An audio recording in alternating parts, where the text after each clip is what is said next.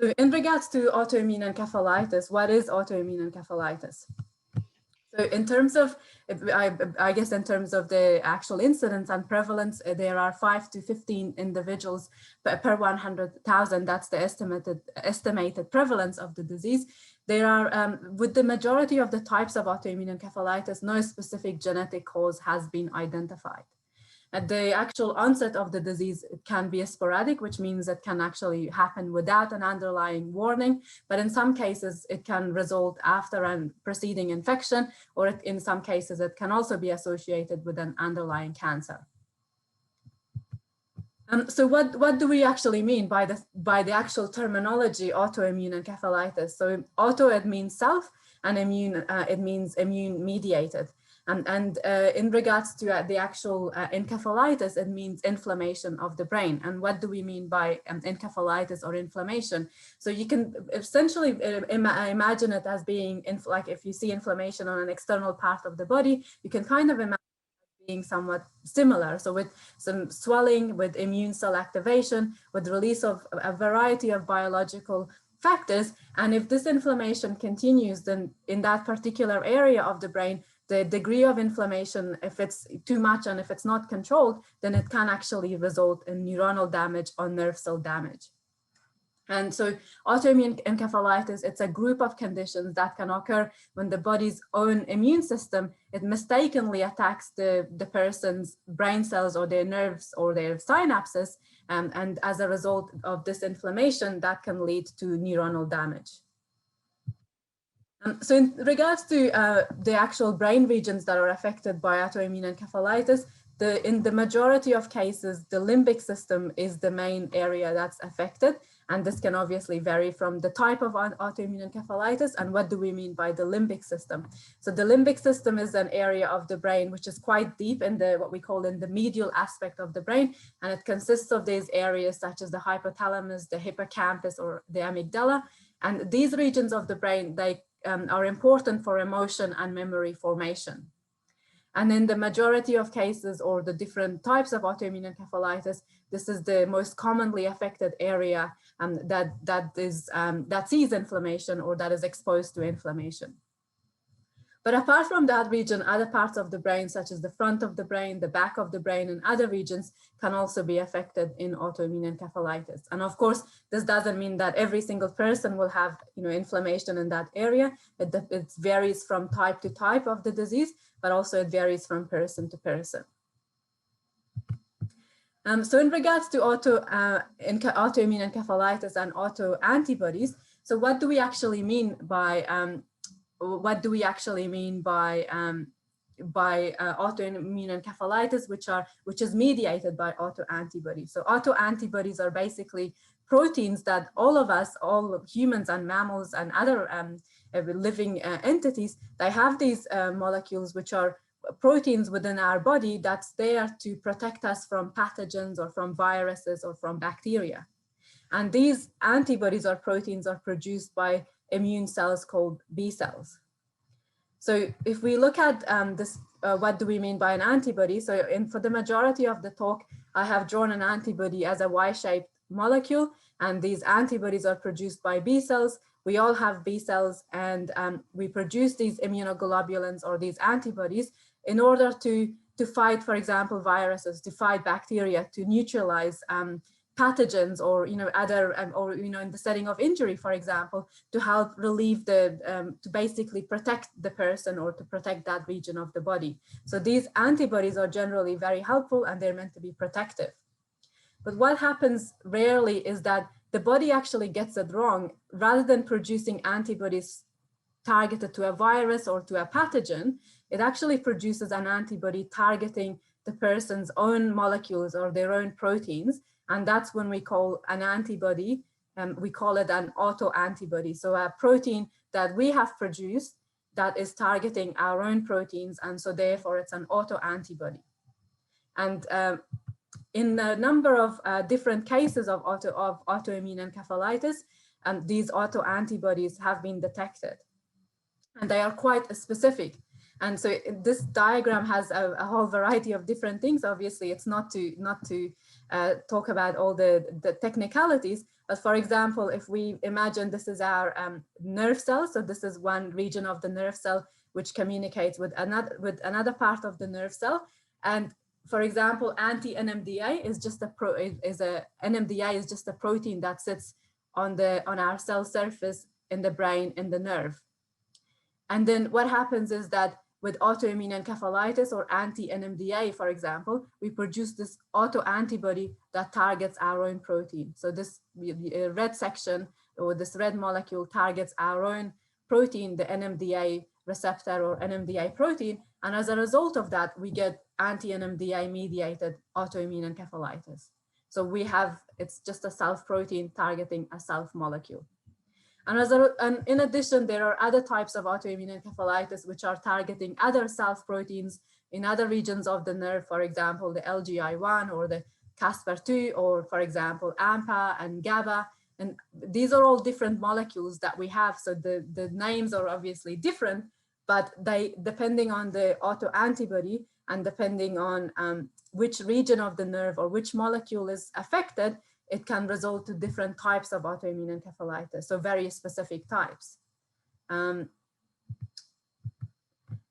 apart from the antibodies, the immune system also has other cells which are important. For example, there are other immune cells, such as what we call macrophages or microglia or innate immune cells, and other parts of the adaptive immunity, which can produce molecules or inflammatory markers, which are in combination, that can also lead to inflammation. And as a result of this inflammation, occasionally or in severe cases, we can actually get damage to the nerve terminals, and that can affect transmission from one part of the nerve to another nerve. And as a result of that, the person can experience symptoms. So in autoimmune encephalitis, it's basically an immune-mediated attack on neuronal structures, which results in because of a localized inflammation. And the specific location of the inflammation, it basically dictates the type of symptom or the person might experience. So location of where the damage is within the brain, but also which parts of the nerves or circuits that are affected. So given that we've talked about the actual, some of the molecular mechanisms, the actual clinical presentation of autoimmune encephalitis. So the actual clinical presentation, what does a person who has this condition, how do they present, and what symptoms do they have? So in terms of symptoms, this varies from person to person. It varies during the different stages of the condition. It varies depending on what type of the condition they have. There are some cases of autoimmune encephalitis where an autoantibody is not even identified. We haven't got the knowledge to actually identify an autoantibody. So, but the person can basically present with a variety of different symptoms. They can have impaired memory or cognition, and they might have abnormal movements or involuntary movements. They might have seizures. The person can have problems with balance. They can have speech difficulties, or they can have hallucinations or delusions. And they can be mood-related problems such as aggression, or they can have depression. They might be anxiety or compulsive or impulsive behaviors. And in some cases, when the condition is so severe, we can also see the person present in a very drowsy state, and sometimes they can even be comatose. And of course, the symptoms will fluctuate, and it often progresses over days and sometimes over weeks.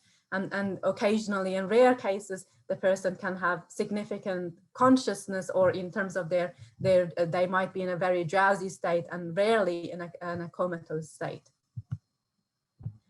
The important thing we need to realize as clinicians is that autoimmune encephalitis, it can actually mimic many other conditions. And that's one of the main reasons why there is a significant delay generally in terms of diagnosis, because the knowledge about the condition is actually lacking in some centers or in some areas, because it's a relatively new condition. So it can actually mimic psychiatric illnesses such as schizophrenia or psychosis. It can mimic depression or anxiety. it can also mimic brain infection, and because that can also present with seizures, it can also present with memory problems. And it can also mimic delirium, which is an acute confusional state, which can be as a result of infection or metabolic or drug-related consequences. So we have to be very careful that when we're assessing a person, that the condition, that we're trying to make sure that the diagnostic criteria is actually met. And but aside from that, the diagnosis happens quite rapidly. So we're not, so hopefully we can delay some of the consequences of the disease. So given autoimmune encephalitis, it can mimic many other brain conditions. How do we actually diagnose it? How do we know that it's autoimmune encephalitis and nothing, could it be something else?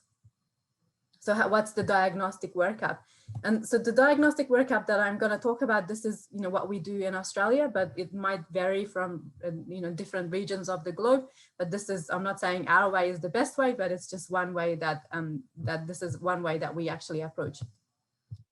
So in terms of autoimmune encephalitis, when an individual presents with cognitive changes or seizures, or or a suggestion of the possibility of the condition, we usually examine them and assess them to see if they meet the possible diagnostic criteria.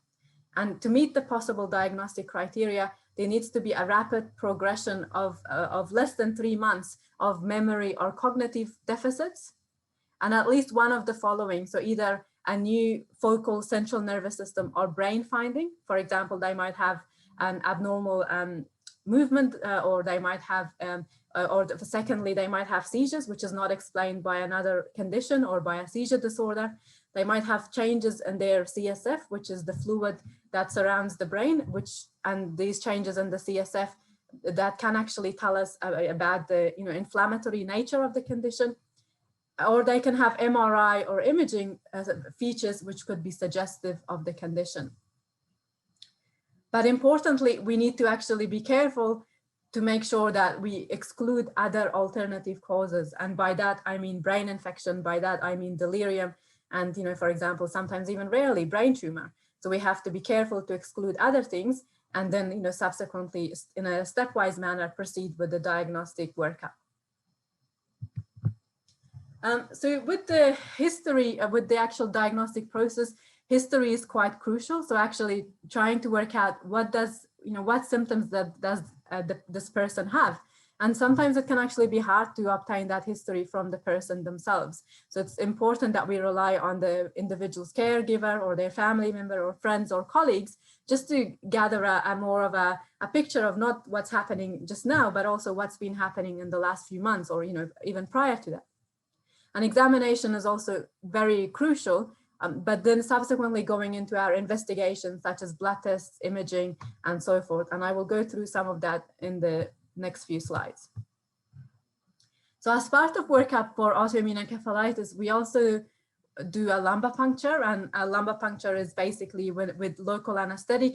We insert a needle in the lower part of the back where we without touching the spinal cord, we basically obtain a small amount of cerebrospinal fluid, which is the fluid that surrounds the spinal cord and also the brain. And by obtaining this fluid, we examine this fluid for a variety of changes. And the idea is that if this fluid is inflammatory, it gives us an indication of what's happening, not only just necessarily here, but also within the brain, because ultimately it's derived from, from upper part. So it's the same fluid that surrounds the brain as well as the spinal cord. And we look at the fluid to see what cells are there. Are there any bacteria and viruses? For example, in infective causes of encephalitis, there might be other bacteria or viruses, but we also look at proteins, and we also assess this fluid for presence of antibodies. So those Y-shaped molecules that I mentioned earlier. In addition to that, in most of our patients, we also do an EEG, and an EEG is an electroencephalogram, which is basically, it detects brainwave activity. So, if we stick EEG leads on all of us, there will be a pattern of EEG or the squiggly lines on paper that we can have a look. And there are, there's a pattern that would indicate a normal awake state, but also if a person is drowsy, the pattern changes. If they're having seizures, the pattern changes. And if a person has a particular type of autoimmune encephalitis, for example, the anti-Mda type, they might have a particular pattern on this EEG, which tells us about the fact that they're having seizures, but also that it's a specific form of seizures or a specific change on the EEG that can tell us about the different types of autoimmune encephalitis.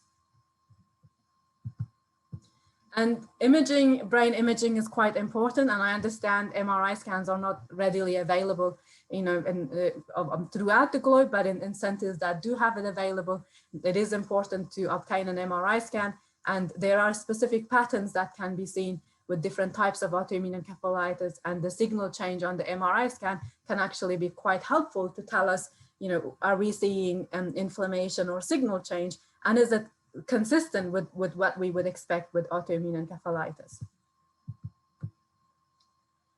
So based on the basic disease mechanisms that we spoke about, how does the common treatments work for autoimmune encephalitis?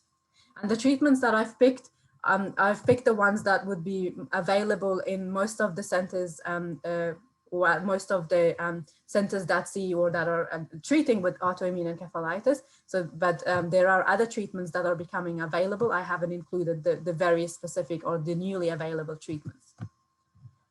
So the treatment options for autoimmune encephalitis, it's important to early immunotherapy is crucial in order to reduce the degree of inflammation.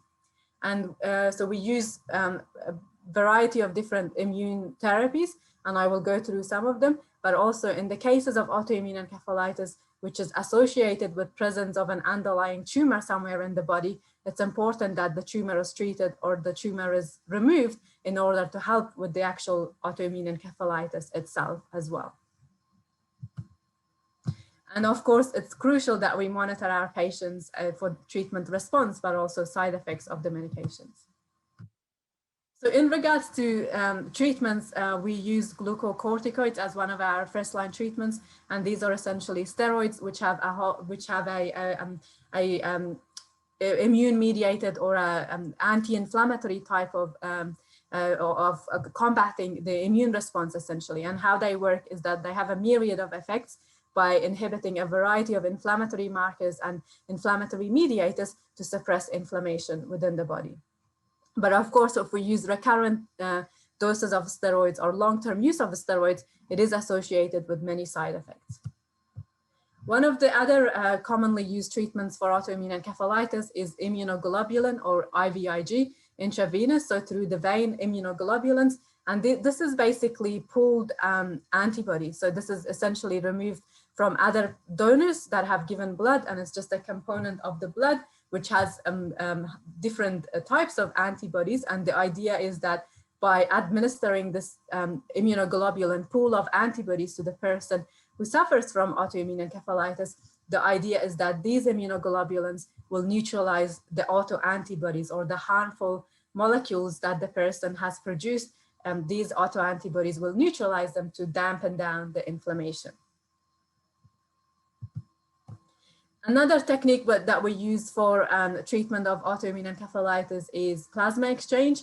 And as per this diagram, what happens with plasma exchange is that we take the blood from the person, and then we basically remove the blood, and then we replace the blood with a component of plasma, which would be, or blood, a component of blood that's derived from other donors, or a substitute of that, which is then replaced. The idea of this is that we would filter out the harmful autoantibodies or the immunoglobulins that the person had produced themselves. So those are filtered out, but then it's replaced with other soluble or other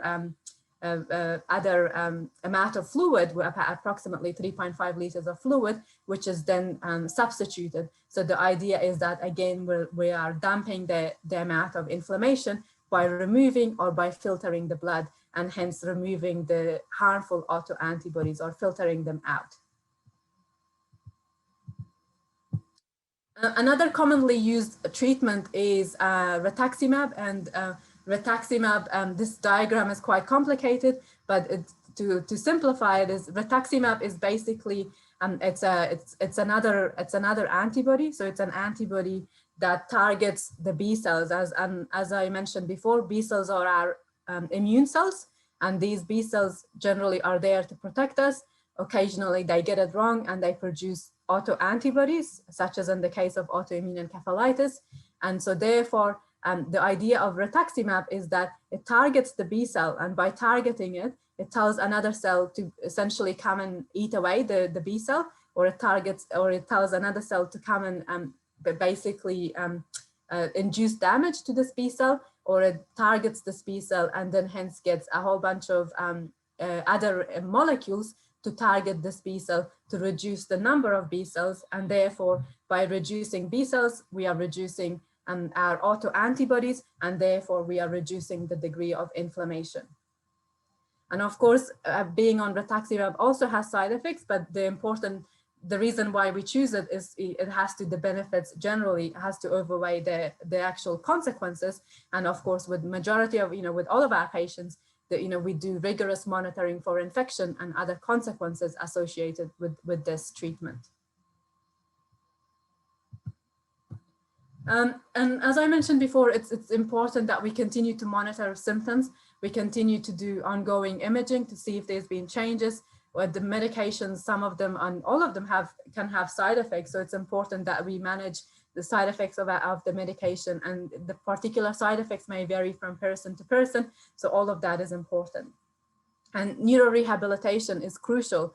And as we are gaining more and more knowledge about this condition, it's important that we focus on cognitive rehabilitation and ways of trying to improve or maintain memory reserves, physiotherapy, occupational therapy, return to employment, because some of our patients are quite young, or irrespective of their age, majority of them are employed. So we need to make sure, how do we maintain their quality of life, and very important that there's carer support that's as part of the entire paradigm of treatment. So I'll now go, I understand I don't have a lot of time. I will go through a very quick case study. So this is a autoimmune encephalitis anti-Mda case study. It's actually, so this condition can actually occur not just in humans, it can also occur in animals. So this is a polar bear by the name of Nut. And what happened was that in March of 2011, this is one of the kind of earlier cases of the disease. And this polar bear was essentially seen to be standing, and then subsequently had a seizure, and then unfortunately fell over and died from the seizure. They were then subsequently diagnosed as having anti-Mda autoimmune encephalitis. So with anti-Mda autoimmune encephalitis, the person or the individual who has it, they can present with agitations, delusions, hallucinations, behavioral change, and seizures, and also cognitive problems. And as I mentioned before, it's as a result of antibodies or autoantibodies to a particular protein that we all have, the NMDA receptor. And when these autoantibodies bind to the NMDA receptor, they essentially prevent its normal functioning. It can actually lead to the degradation of the NMDA. And as a result of that, the consequences or the symptoms of the disease are essentially seen. So why do we have this anti-Mda mediated autoimmune encephalitis, or how does it actually get generated? One of the main or etiologies as to how these autoantibodies are generated is that many individuals with anti-Mda autoimmune encephalitis, they have ovarian teratomas. They can have other types of tumors, and in some cases, no tumor ever gets identified, but in the majority, they can have ovarian teratomas. And teratoma is a tumor that has different cell types. So the actual tumor within the ovary, it can actually grow, and it can have, for example, hair within the tumor. It can have any type of cell. It can also have components of nerves within the tumor. So what happens is that the person's immune system trying to remove the tumor, or it actually sees it as something foreign. And in the process of trying to remove this tumor, it produces antibodies against the tumor. And because this tumor has nerve components in it, these antibodies, which were meant to be targeting the tumor to remove it, because it's targeted against the nerve components, it accidentally gets it wrong, and it actually targets the person's own NMDA receptor. So it's kind of like a molecular mimicry component. But the intention of the B cell is to do the right thing, but unfortunately it gets it wrong. So in anti-Mda mediated autoimmune encephalitis, there's antibodies, or these antibodies are, in terms of the diagnostic process, they are found in the peripheral blood and as well as in the CSF. They can be characteristic MRI changes and EEG changes, but it's important that we do a pelvic or abdominal ultrasound. And the treatment, the main treatment, is removal of the tumor, but also immunotherapy is important. So now quickly going into the Australian Autoimmune Encephalitis Consortium project. So this is a project that it's been going on for a few years, and it involves many centers around Australia, but mainly we are, because we're actually located in Victoria, the majority of our centers are in Victoria, Australia, but we also have a number of centers interstate. And it is the largest study of its kind in the country. We are hoping to recruit more than 400 patients into the study. And our mission is to increase knowledge regarding disease mechanisms with the aim of improving treatment options and also patient outcomes. So the idea of the Australian Autoimmune Encephalitis Consortium is that we are trying to characterize clinical features of various forms of autoimmune encephalitis. We are trying to identify radiological, electrographic, so EEG, biochemical, hematological, immunological, cognitive, oculomotor, as in eye movement abnormalities, psychiatric and other biomarkers of disease subtype of the different types of autoimmune encephalitis. We're trying to increase knowledge regarding disease mechanisms because not much is known about this. We're trying to understand the impact of disease on the quality of life and for the person as well as their caregivers, but also the socioeconomic burden.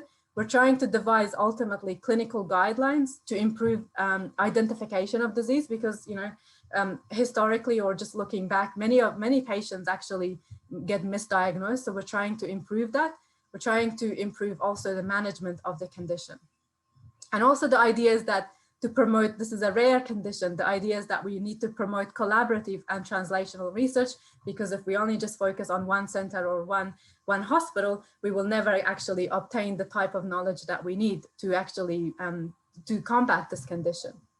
And the ultimate aim is to develop targeted therapies to combat the flare of the disease and also to ultimately improve treatment options and in patient prognosis. So any person who's 18 years old or older, and if they can provide consent, or their next of kin or treatment decision maker, or their medical treatment decision maker can provide consent, we are happy to recruit them into the study if they meet the diagnostic criteria for possible autoimmune encephalitis. If they have either the autoantibodies there or no autoantibodies, our inclusion criteria is quite wide, and we are recruiting from the centers that I mentioned above. And we have a very large repository of clinical manifestations and investigations of the disease, but we are also doing a very rigorous analysis of proteins and from molecular perspective, genomics, proteomics analysis of the disease to identify the different disease subsets, but also to help us assist with patient monitoring with determination of outcome. And ultimately, our idea is that by combining all of this data, we need to produce clinical guidelines for better treatment options. We need to produce better biomarkers of disease, and also we need to actually enhance our understanding of the condition. So this is, I understand I don't have a lot of time, but this is James Broadley, one of our PhD students. He looked at a retrospective systematic review of 2,800 cases and basically found that delay in immunotherapy contributed to a variety of worsened outcomes. So we need to avoid that.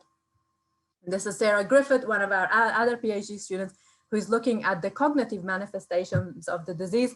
And before we even started the study, we found that there was a lot of discrepancy between what was important to patients, between what was actually found objectively in cognitive testing. So the idea of the cognitive arm of our study is to be able to characterize the different memory or cognitive domains that are affected, but how does that actually, what happens to that over time, and what strategies can we use to alleviate that? We're also looking at a whole variety of molecular and cellular biomarkers. And one of our other PhD students, Rob Wesseling, is looking into that arm of the project. And what we have found so far is that there are different changes in the CSF that can predict outcome. There are different changes seen in the immune cells that can predict patient outcome.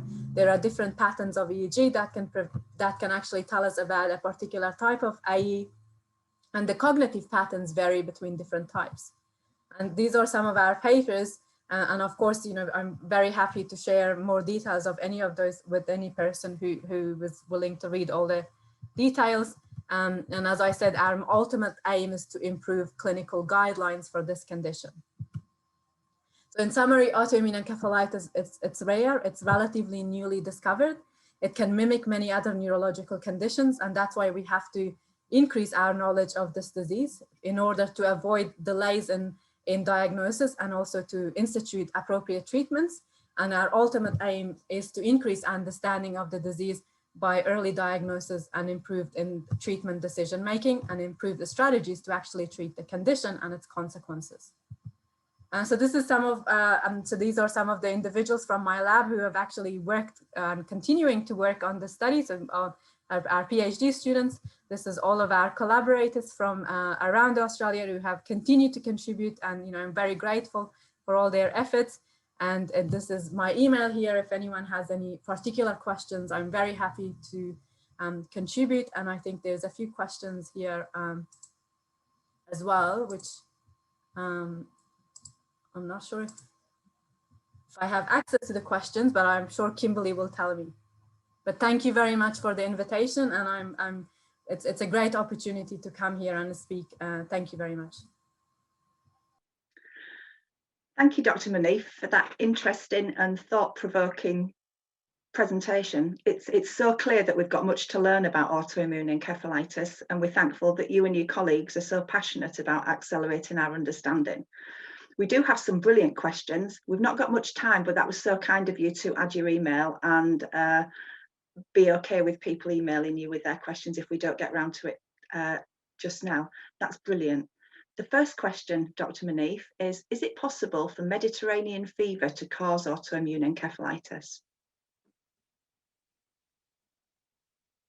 So with Mediterranean fever, there are different, there's clinical manifestations of fever, and then there are specific entities that after subsequent testing, it's then presumed to be a familial Mediterranean fever. So there's like a genetic entity, and then there's other varieties of fever. So with autoimmune encephalitis, fever and infection in some types of the condition, it is a preceding, it can be a preceding entity before the actual encephalitis.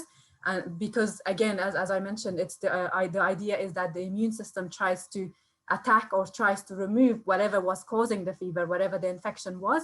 And in trying to do that, it then subsequently slightly gets it wrong, and it actually aberrantly attacks its own protein components. So Mediterranean, it depends, I guess, what type of fever they have, or is it actually proven the genetic type of Mediterranean or familial Mediterranean fever. But if it's a fever itself or per se, it can actually be a proceeding to the illness.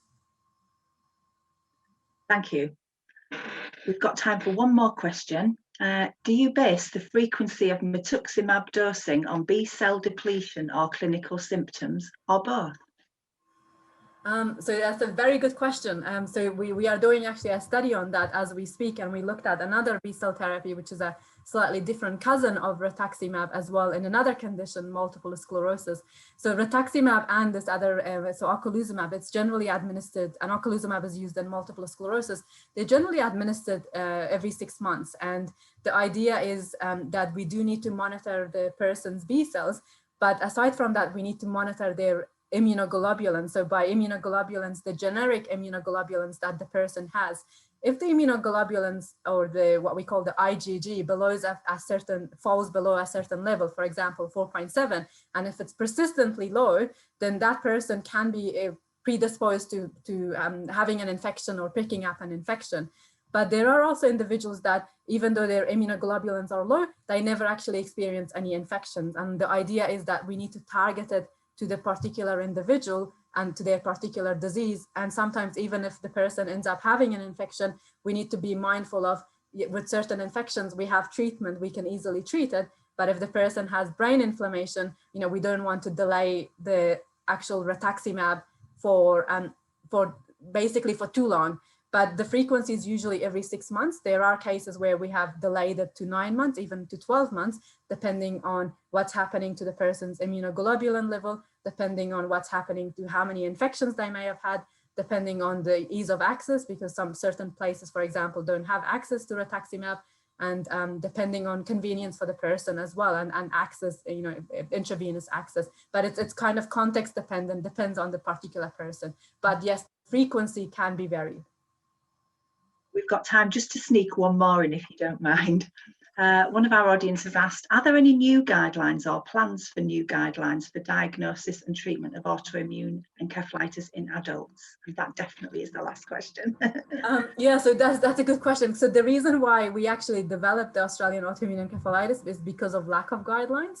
And there are papers, there's position papers for the disease, but it's quite, there's the possible and there's the probable. So, we still, that the very important aspects of the condition, in that it actually alerts us that this particular person might have possible autoimmune encephalitis. So we need to search and search. But at the moment, there's not a very clear or very rigorous guideline to say this is, exactly autoimmune encephalitis from the outset. We don't really have a lot of biomarkers. And the idea of the Australian Autoimmune Encephalitis project is that we need to identify early biomarkers. We need to, not just in the blood or in the CSF, but also even in the cognitive profile. For example, if someone presents with a particular type of memory deficit, how do we work out that that's to do with autoimmune encephalitis versus another form of cognitive condition? Or, how do we know that's not, another form of, for example, frontal lobe or temporal lobe dysfunction? So how do we, tease all of that out? So at the moment, we have guidelines which are helpful with, day-to-day identification, but they're not as rigorous, and they're not as accurate, and they're not as specific.